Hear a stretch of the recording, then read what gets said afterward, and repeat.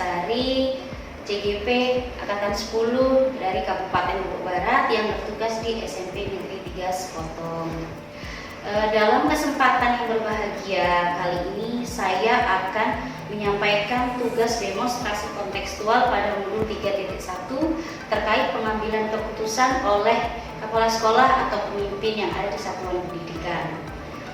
Nah, rekan-rekan sekalian, pada kali ini saya akan menghadirkan dua kepala sekolah yang akan saya wawancarai terkait tahapan-tahapan pengambilan keputusan pada kasus-kasus yang ada di sekolah mereka masing-masing. Nah, kira-kira bagaimana proses wawancaranya? Yuk, mari kita simak tayangan berikut ini.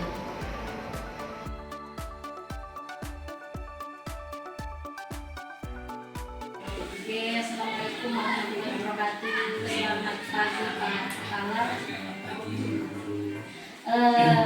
Terima kasih atas kesediaannya. Saya ingin meminta beberapa menit saja waktu untuk wawancara terkait pengambilan keputusan yang ada kasus-kasus yang ada di sekolah. Bisa langsung saya sampaikan Pak pertanyaan-pertanyaannya Mbak Suci.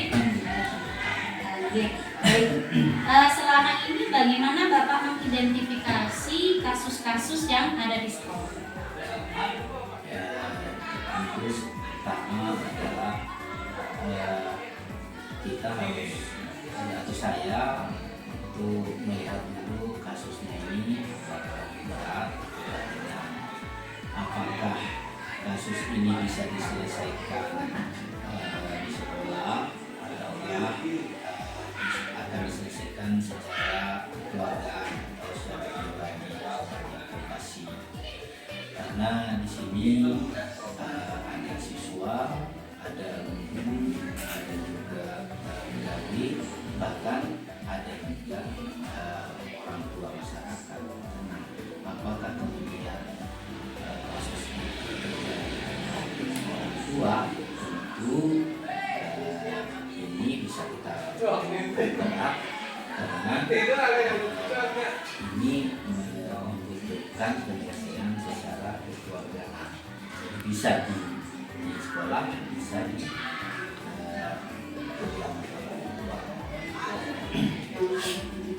Jadi langkah-langkahnya tadi diidentifikasi dulu kasusnya termasuk berat atau ringan, kemudian melibatkan siapa saja pihak-pihak yang terkait sehingga mempengaruhi pertimbangan-pertimbangan yang nantinya mendukung hasil keputusan atau yang diambil oleh Bapak. Ya, tentu sekali di situ kan supaya sasaran atau tujuan kita bisa tercapai. Baik Pak, oke saya paham. Berikutnya, selama ini bagaimana Bapak melakukan pengambilan keputusan di sekolah, terutama untuk kasus di mana ada dua kepentingan yang sama-sama benar atau sama-sama mengandung nilai kebijakan. Contohnya seperti kasus yang kemarin sempat akan kita bahas, karena anak tersebut sudah lama tidak masuk dan tidak mengikuti ujian. Nah, apakah akan dinaikkan atau tidak, Pak? Ya, ini termasuk cukup berat kasusnya ini. Ini memang terkait dengan siswa yang masih ada minat, masih motivasi sekolah atau tidak. Kalau kita melihat atau saya melihat seperti ini memang ada motivasi yang hilang, motivasi yang kurang dari anak-anak ini. Ini kenapa? Kasus ini tidak mungkin atau kita tidak bisa menjustifikasi, memutuskan bahwa ini kasusnya ini disebabkan oleh anak itu sendiri. Bisa saja disebabkan oleh faktor yang lain di luar dirinya. Contohnya, apakah dia kemudian ada masalah dengan teman-temannya di sekolah sehingga dia tidak mau sekolah. Ini harus ditelusuri bapak guru, ibu guru, terutama bapak ibu yang konseling ini punya peranan di sini. Wali kelas juga punya peranan di sini. Nah, jadi kita harus melihat bahwa apa sih masalahnya sehingga dia tidak bisa atau tidak mau masuk sekolah, tidak mau ke sekolah. Ini kemungkinannya kan ada yang tidak dia terima di situ. Nah, apakah faktor dari motivasinya untuk tidak mau sekolah, ataukah memang di situ ada faktor ketidaknyamanan yang dialami ketika dia berada di sekolah. Nah, oleh karenanya hal yang perlu kita ciptakan di sekolah itu adalah bagaimana kemudian suasana yang menyenangkan bagi anak-anak. Jadi kita buat anak-anak itu senyaman mungkin. Perkara anak itu mau belajar atau tidak, yang penting anak itu datang ke sekolah itu sudah luar biasa. Jadi sederhana tapi kan dampaknya ini lumayan. Nah, jadi sudahkah sekarang ini kita menyelesaikannya berdasarkan alur itu? Apakah kita sudah tanya anaknya, kemudian bagaimana kita menciptakan suasana yang nyaman untuk anak tersebut? Nah, ini kan belum kita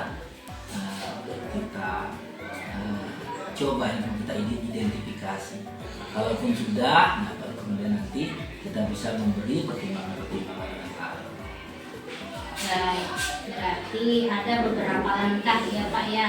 Jadi langkah-langkah atau prosedur seperti yang Bapak lakukan selama ini itu merupakan alur penyelesaian masalah yang tadi bisa saya garis bawahi. Ada penelusuran dulu ya, ke siswa tersebut, kemudian penelusuran dari guru BK dan wali kelas yang diterjunkan pastinya ke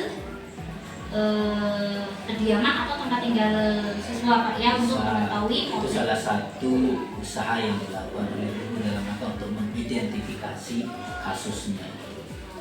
Berarti harus ada kolaborasi Pak ya. Harus.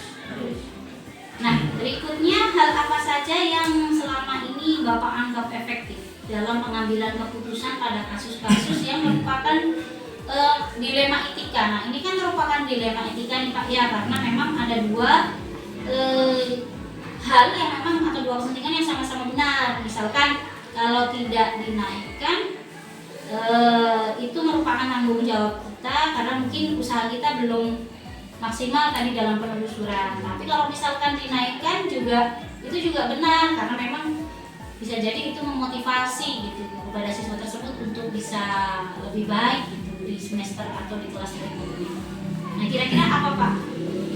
Hal apa yang sudah yang Bapak anggap efektif nih untuk pengambilan keputusan yang seperti ini?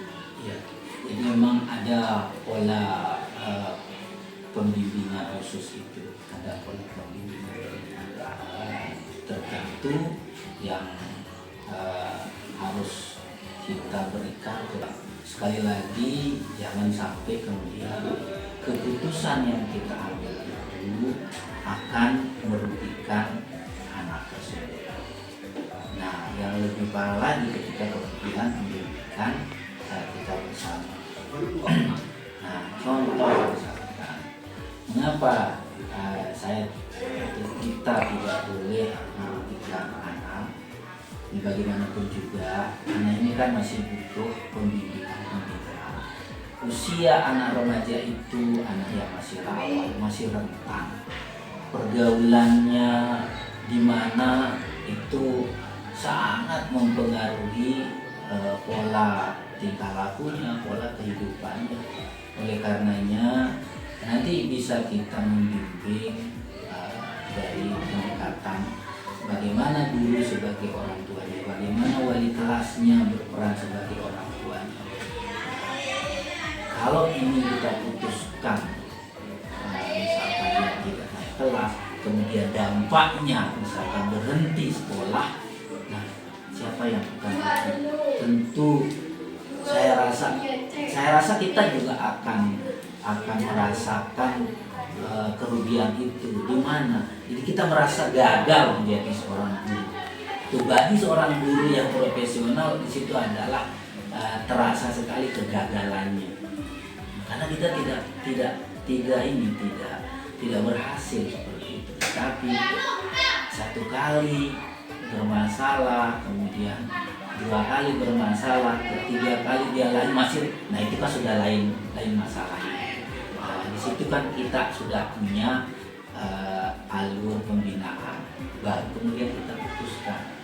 Nah, kemudian keputusannya itu sekali lagi jangan sampai kemudian merugikan semua. Oke, sekarang kita selamatkan satu orang, si Rino ini kita selamatkan, kita harus naikkan. Tetapi kemudian di situ ada dampak, misalkan ada 10 orang siswa yang bertanya kenapa. Nah ini kan akan dampak. Oleh karenanya di sini kita harus cut kasus itu. Maksud saya adalah mau kita lanjutkan atau kita mencari solusi yang lain. Bisa saja nanti kita berikan dia lulus bersyarat. Jadi guru itu nggak kehilangan, nggak kehabisan akal seperti itu. Nah, oleh karenanya saya yakin guru yang profesional itu bisa menghadapi kasus seperti ini, dan saya yakin ini tantangan yang ada tantangan tersendiri buat guru yang memang betul-betul ingin mengembangkan diri, mengembangkan pengalamannya ketika berada di sekolah. Baik Pak. Nah, menyambung tadi sudah disebutkan ya ada tantangan. Apa tantangan yang Bapak temui saat pengambilan keputusan kasus-kasus yang termasuk di DMA seperti ini? Tantangannya memang di situ, apakah kita harus melaksanakan aturan itu, harus kaku dengan aturan itu, ataukah aturan itu kita butuhkan ada tidak kaku atau fleksibel di situ, atau lebih pada kebijakan di situ. Nah, oleh karenanya nanti di sini perlu kita duduk bersama dengan ibu guru, kemudian orang tua, dan terutama sekali dengan anak-anak. Intinya adalah pengambilan keputusan itu harus tidak ada yang dilakukan.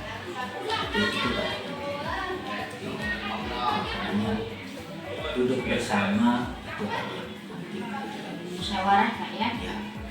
Baik Pak, selanjutnya pertanyaannya, apakah Bapak memiliki sebuah jadwal atau langsung menyelesaikannya di tempat apabila ada suatu kasus terkait masalah etika?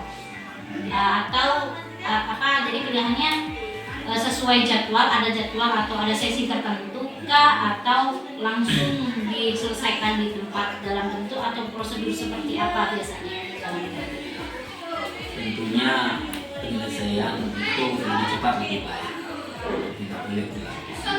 Tapi memang perlu ada agenda khusus.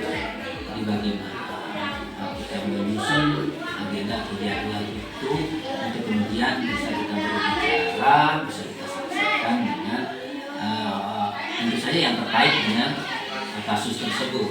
Apakah mengagendakan, menjadwalkan dengan siswa dulu, kemudian ke gurunya, kemudian ke orang tua. Ini kan perlu kita telusuri dulu.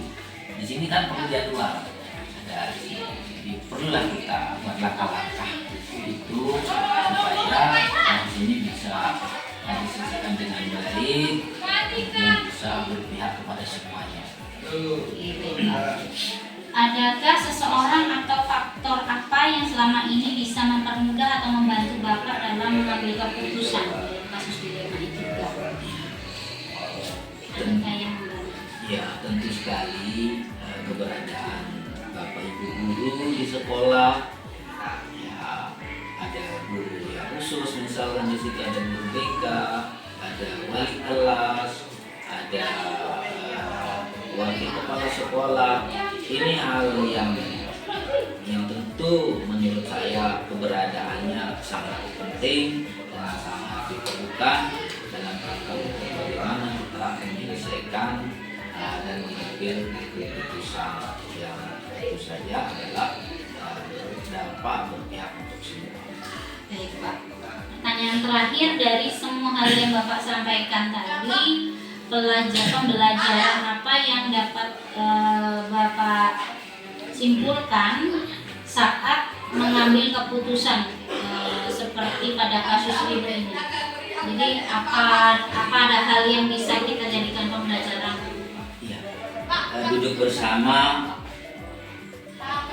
dengan yang terkait itu menjadi hal yang penting. Artinya kita selesaikan secara bermusyawarah, itu hal yang sangat penting untuk kita. Yang kedua, identifikasi masalah juga penting supaya kita tidak salah di memberi kesimpulan dan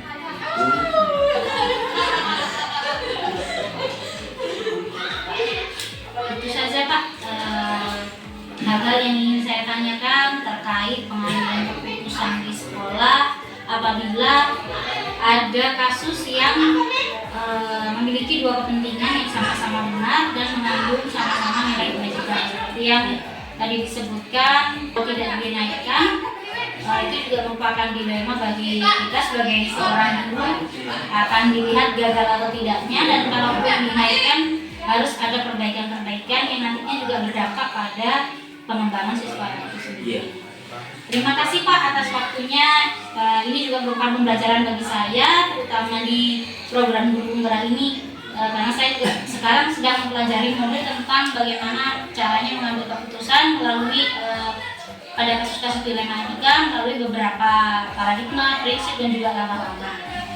Jadi pengalaman Bapak ini bisa saya jadikan acuan ataupun pengalaman untuk di kemudian hari saya bisa mengambil keputusan. Terima kasih atas waktunya Pak Kepala. Assalamualaikum.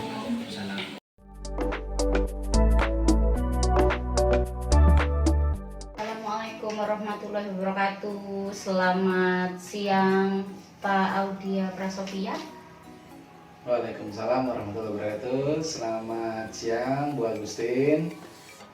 Baik, terima kasih sudah hadir ke sini meluangkan waktu untuk menjawab beberapa pertanyaan dari saya selaku CGP Angkatan 10 terkait pengambilan keputusan yang Bapak lakukan apabila ada kasus-kasus yang terjadi di sekolah. Oke. Untuk memanfaatkan waktu bisa langsung saya mulai Pak wawancaranya. Ini silakan Bu. Ya, Bapak Audia merupakan kepala sekolah di SD Negeri 13 Bunmas. Benar Pak Nggih? Oke. Nah, selama ini bagaimana Pak Audia dapat mengidentifikasi kasus-kasus yang ada di sekolah? Kasus apa dulu ini Bu? Coba definisi kasusnya seperti apa dulu ini? Oh baik, kasus yang dimaksudkan adalah kasus-kasus di mana ada dua kepentingan yang sama-sama benar atau sama-sama mengandung nilai-nilai kebajikan. Oke. Kasus yang berhubungan dengan benar dan kebajikan seperti itu Bu. Jadi selama saya menjadi kepala sekolah di SD 13 Bunmas, ada beberapa kasus yang lebih cenderung saya kualifikasikan. Jadi ada kasus yang memang itu bisa dikatakan benar dan salah, atau kasus yang benar dan benar. Dari kasus tersebut saya bisa menyimpulkan bahwa kasus yang benar dan salah itu merupakan kasus bujukan moral. Sedangkan untuk yang kasus memang ada dua kepentingan yang sama-sama benar, itu merupakan kasus yang dikategorikan dilema etika.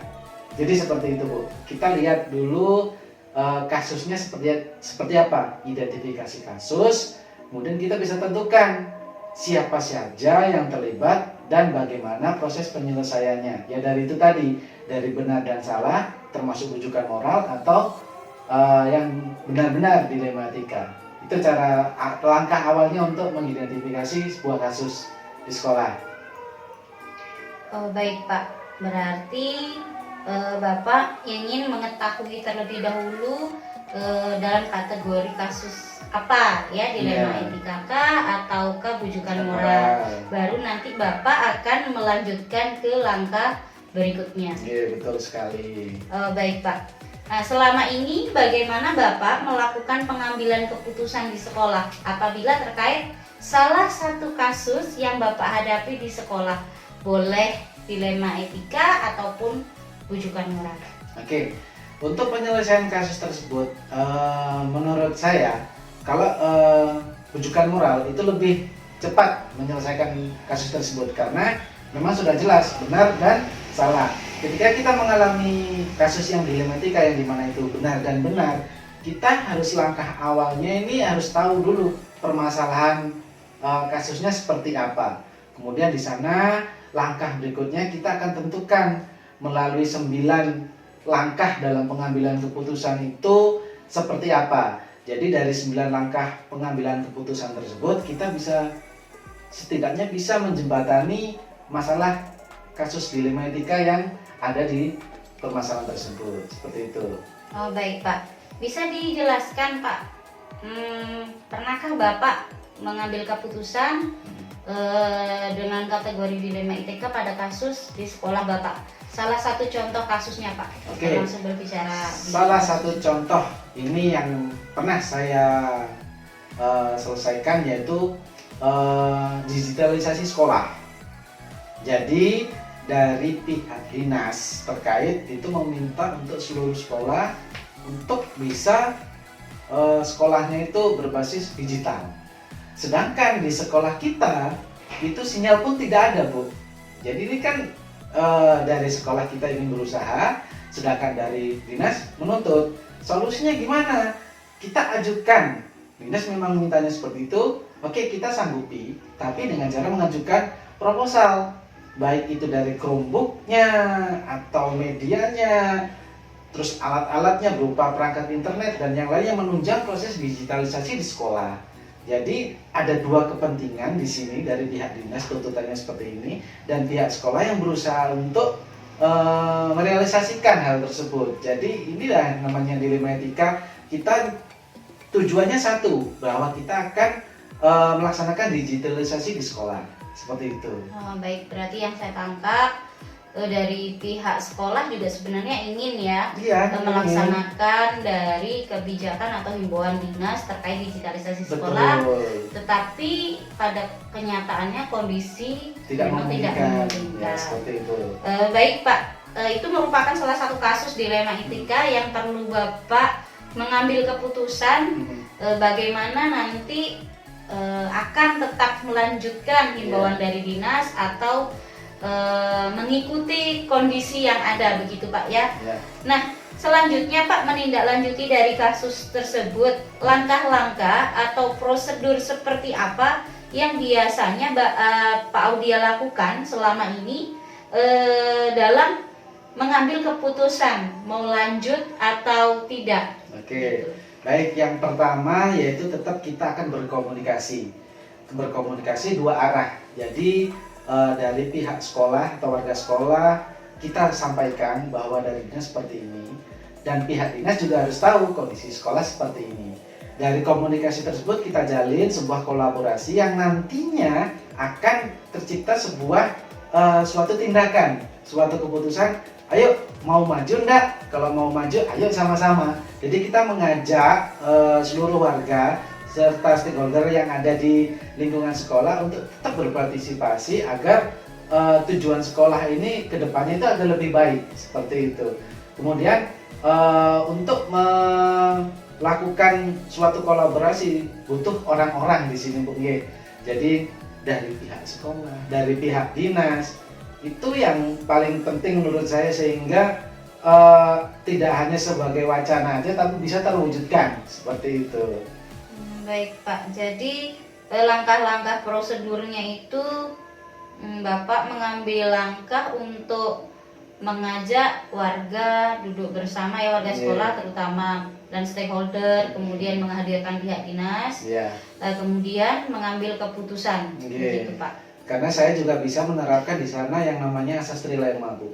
Jadi kalau misalkan menurut pandangan saya mungkin ada 2 aja opsi keputusan, A dan B. Tapi kalau saya bekerja sama dengan pihak sekolah, dengan pihak dinas, mungkin ada lebih dari 3 atau 5 jawaban di sana yang bisa membangun. Jadi pertimbangan saya lebih matang dalam mengambil sebuah keputusan.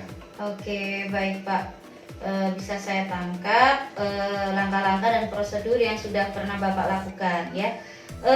Sekarang hal-hal apa saja yang selama ini menurut Pak Audia itu efektif untuk pengambilan atau dalam pengambilan keputusan pada kasus-kasus dilema etika. Jadi hal-hal apa sih yang dianggap efektif nih kalau misalkan ada kasus dilema etika, Bapak punya salah satu trik gitu untuk menyelesaikan atau memberikan keputusan apabila ada kasus seperti itu? Oke, triknya pertama ya tadi di awal sudah saya jelaskan, komunikasi itu penting.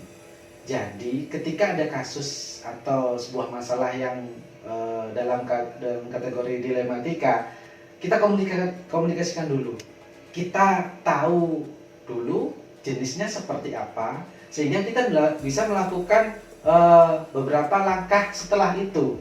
Jadi kita harus tahu dulu kasusnya seperti apa, kemudian kita menyiapkan langkah-langkah setelah itu. Jadi keputusannya ini bisa diambil secara kolektif atau kita ambil mana yang lebih baik dari keputusan-keputusan yang sudah ada sebelumnya. Jadi opsi-opsi yang sebelumnya itu. Jadi nanti menghasilkan suatu keputusan yang tidak merugikan sehingga dapat dilaksanakan secara bersama-sama di sana. Baik Pak, berarti yang saya tangkap hal yang paling efektif adalah menimbang dari beberapa keputusan dan mencari resiko atau dampak yang paling kecil begitu Pak ya. Betul, seperti itu. Oke, baik. Nah, pastinya Pak dalam pengambilan keputusan ada beberapa hambatan ya atau tantangan yang Bapak hadapi. Bisa dijelaskan Pak apa yang Bapak pernah hadapi tantangan dalam pengambilan keputusan? Oke, dalam pengambilan keputusan ini kan melibatkan seseorang. Seseorang itu memiliki pemikiran serta pandangan yang berbeda.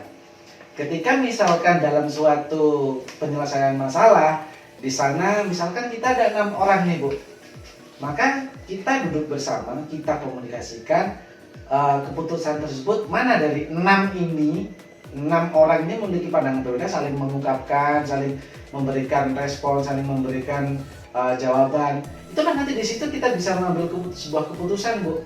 Jadi secara murni keputusan itu tidak berasal dari kepala sekolah sendiri, tapi merupakan hasil diskusi, kemudian dimufakati, dilaksanakan, kemudian kita bisa konsisten. Jadi konsisten dalam melaksanakan keputusan tersebut, seperti itu. Oke, baik Pak. Berarti tantangannya ya memang harus banyak pihak-pihak yang terlibat ya dalam penyelesaian kasus. Tidak hanya serta-merta itu tanggung jawab dari kepala sekolah, karena nantinya tanggung jawab itu juga akan dilaksanakan bersama Pak ya. Betul sekali. Baik Pak, saya lanjutkan. Apakah Bapak memiliki sebuah jadwal tertentu dalam sebuah penyelesaian masalah etika? Apakah Bapak langsung menyelesaikan di tempat atau memiliki sebuah jadwal? Misalkan tadi ya kasus terkait digitalisasi sekolah, saat itu Bapak menyelesaikan saat itu juga di tempat, di sekolah, atau Bapak menjadwalkan di lain hari mungkin, atau bagaimana? Oke, baik Ibu Eka. Jadi untuk kasus digitalisasi itu kita tidak bisa memutuskan secepat itu karena berhubungan 2 kepentingan, dari kepentingan sekolah dan kepentingan dinas. Saya komunikasikan dulu dengan sekolah dulu maunya gimana, terus saya juga harus mengetahui kepentingan dinas seperti apa, dan disitulah terbentuk sebuah jembatan, dan itu tidak bisa dilakukan sehari itu juga, tergantung dari jenis kasusnya. Kalau misalkan kasusnya bisa diselesaikan saat itu juga dan prosesnya bisa terlaksana saat itu juga, maka masalahnya selesai. ketika dari masalah digitalisasi seperti itu tidak mungkin dalam sehari itu selesai. Karena kan harus berkomunikasi antara dua stakeholder yang berkepentingan. Seperti Ya, itu. baik Pak. Berarti memang ada ya beberapa hal yang memang perlu dijadwalkan. Ya, Karena betul. terkait itu tadi ada kedua belah pihak yang harus Ya. duduk bersama.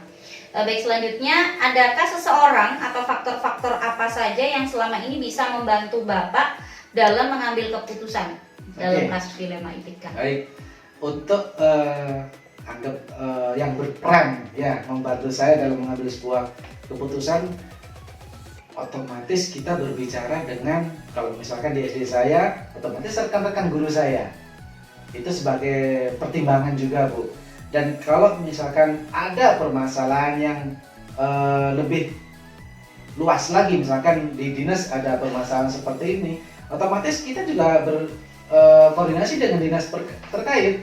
Contohnya nih, misalkan dalam imunisasi, kadang kan kalau imunisasi kita tidak harus ke dinas jadi kita ke dinas yang lain, misalkan dari pihak puskesmas seperti itu. Jadi tidak terpacu dari siapa yang di sana. Jadi kita harus fleksibel aja lah, Bu, kita dalam mengambil sebuah keputusan dan tindakan seperti Oke, itu. baik. Berarti tergantung dari kasusnya, pihak-pihak mana saja yang terkait gitu, Pak ya. Ya, betul.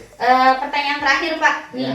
dari semua hal yang sudah Bapak sampaikan tadi, pembelajaran apa yang bisa Bapak petik dari pengalaman Bapak mengambil keputusan dilema etika di sekolah? Oke, hikmahnya kita menyelesaikan kasus dilema etika itu, kita juga bisa mengetahui, Bu, bahwa sebuah keputusan itu akan menjadi bermanfaat jika kita putuskan dengan cara yang benar. Jadi keputusan itu bisa kita laksanakan, meminimalisir resiko, serta hasil keputusannya bisa dijalankan dengan konsisten. Jadi seperti itu hikmah dari penyelesaian dilema etika. Di sisi lain kita juga lebih dewasa dalam mengambil sebuah kebijakan dan keputusan. Kita bisa merangkul semuanya untuk berperan aktif dalam mengambil sebuah keputusan. Jadi keputusan tidak hanya diambil oleh satu orang, tapi keputusan adalah hasil mufakat dari rekan-rekan yang ada di sekolah. Oke, baik Pak. Terima kasih banyak nih. Oke.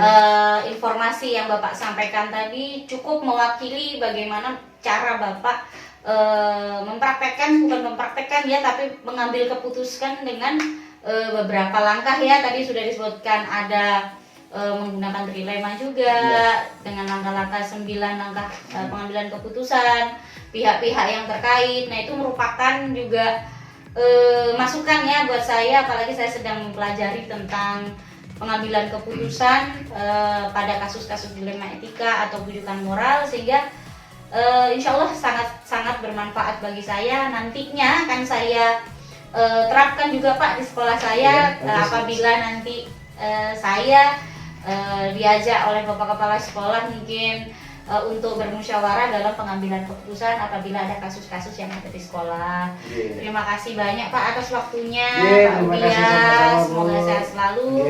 Saya akhiri Pak wawancara ini. Wassalamualaikum warahmatullahi wabarakatuh. Selamat siang Pak. Waalaikumsalam warahmatullahi wabarakatuh. Selamat siang, Bu Eka.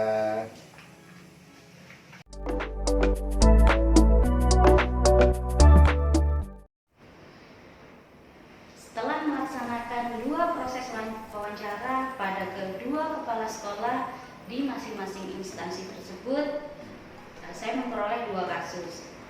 Hasil analisisnya seperti berikut ini. Pada kasus pertama, kepala sekolah mengalami dilema etika pada saat ingin menaikkan salah satu siswa kelas 7 untuk naik ke kelas 8. Dilema etika ini dilihat dari paradigma keadilan versus kasihan, di mana siswa tersebut secara keadilan tidak melaksanakan pembelajaran selama 1 semester, sehingga tidak adil bagi siswa yang lain apabila siswa tersebut dinaikkan ke kelas 8. Tetapi kepala sekolah juga merasa kasihan. Yang ditakutkan adalah siswa tersebut akan semakin rendah motivasinya untuk bersekolah apabila tidak dinaikkan ke kelas 8. Kemudian prinsip yang dilakukan yang bisa saya analisis dari keputusan atau kasus yang ada pada saat ini di sekolah terkait hal tersebut adalah prinsip care based thinking, di mana kepala sekolah peduli terhadap siswa tersebut dan ingin memotivasi siswa tersebut untuk lebih giat atau rajin hadir di sekolah karena sudah dinaikkan di kelas 8. Kemudian untuk 9 langkah pengambilan keputusan juga tersirat dan sudah dilakukan oleh kepala sekolah. Terlihat pada yang pertama ada dilakukan koordinasi, kemudian ada fakta-fakta yang dicari atau diidentifikasi, serta kolaborasi dengan Bapak Ibu guru yang lain dalam pengambilan keputusan, termasuk juga asas trilema, sehingga Bapak Kepala Sekolah memutuskan untuk menaikkan siswa tersebut ke kelas 8 dengan beberapa syarat, sehingga siswa tersebut tetap termotivasi untuk menyelesaikan pendidikannya di sekolah.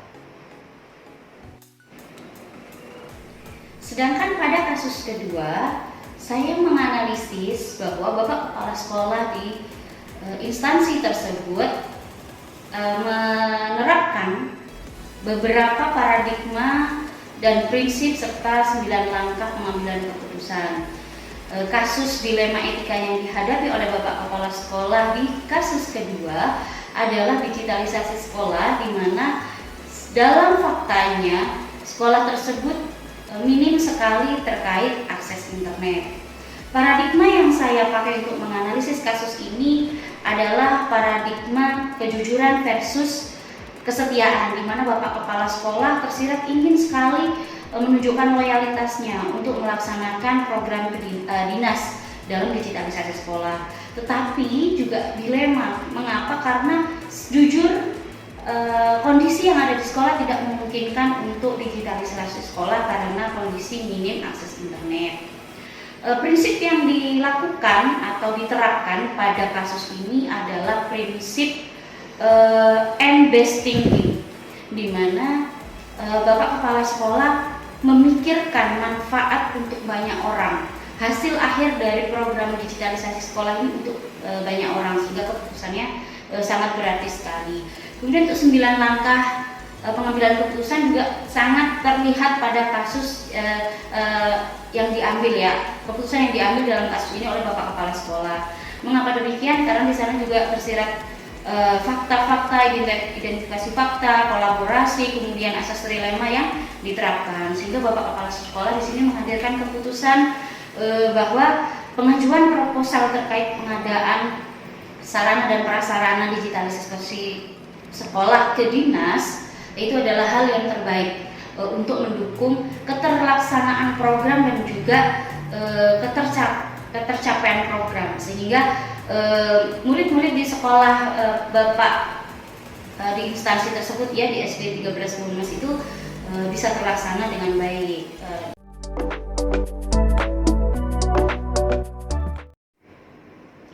Baiklah rekan-rekan sekalian, itu tadi adalah hasil analisis saya terkait kasus pertama dan kasus kedua.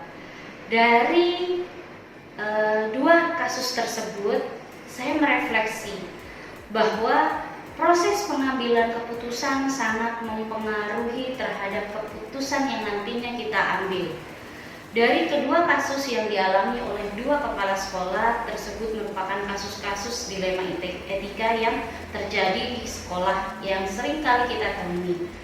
Dan hal itu juga memberikan saya motivasi untuk lebih mempelajari terkait materi modul 3.1 pada pengambilan langkah-langkah pengambilan keputusan, mulai dari analisis kasus melalui 4 paradigma, 3 prinsip, dan juga uji keputusan melalui 9 langkah pengambilan keputusan.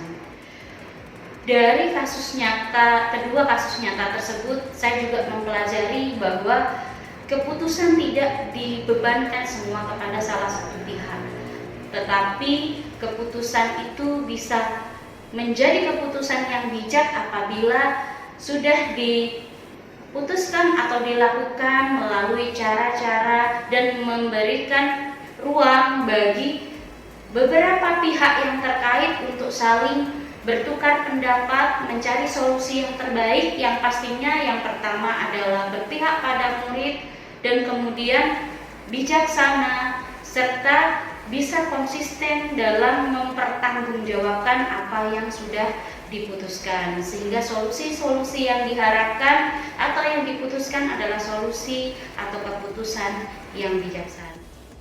Setelah melaksanakan proses wawancara tersebut, saya juga ingin mengaplikasikan segala pengalaman yang diberikan oleh kedua kepala sekolah tersebut apabila saya sedang mengalami atau menghadapi kasus dilema etika yang ada di kelas maupun di sekolah saya.